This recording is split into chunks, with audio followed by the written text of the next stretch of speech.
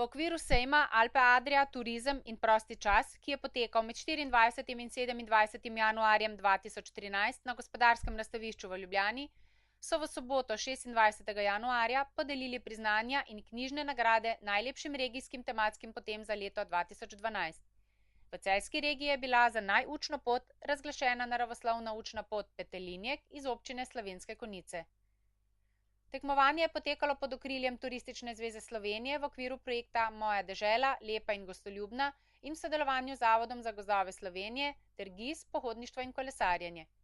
Udeleženci tekmovanja so lahko bile vse tematske poti v Sloveniji, med sabo pa so tekmovale glede na vtis, privlačnost, upravljanje, vzdrževanje, vodenje, ponudbo, dostopnost, varnost, sporočilnost in interpretacijo.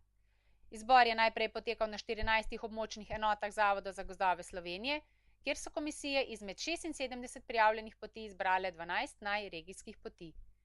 V imenu skrbnikov naravoslovne učne poti Petelinjek sta nagrado ponosno prevzela učenec osnovne šole Jernej Aljaž Rak in vodja krajevne enote Zavoda za gozdove Slovenije Slovenske Konjice Bojan Bračič.